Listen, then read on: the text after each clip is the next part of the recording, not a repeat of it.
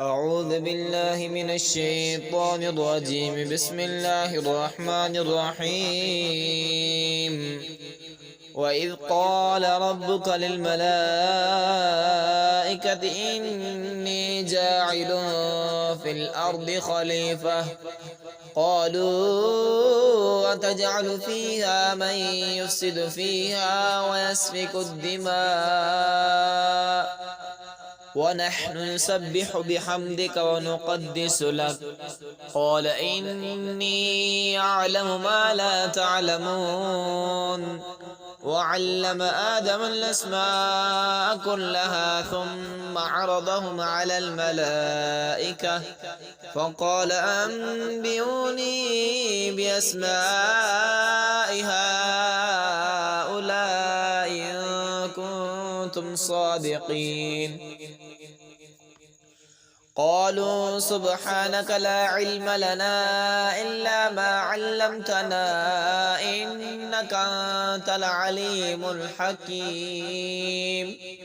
قال يا آدم أنبئهم بأسمائهم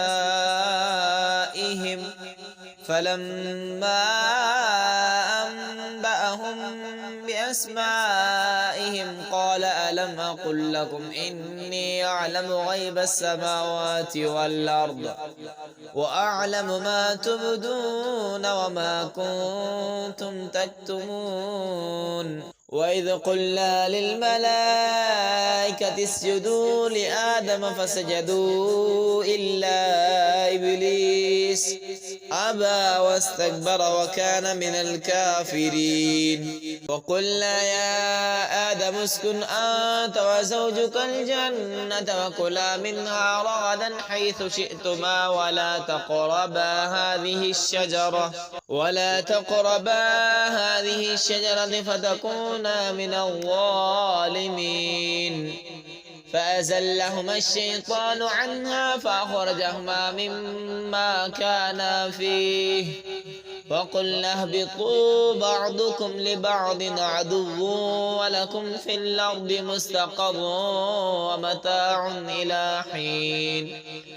فتلقى آدم من ربه كلمات فتاب عليه إنه هو التواب الرحيم.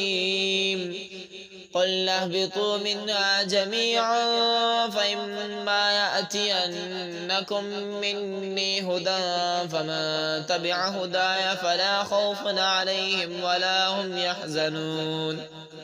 والذين كفروا وكذبوا بآياتنا أولئك أصحاب النار هم فيها خالدون.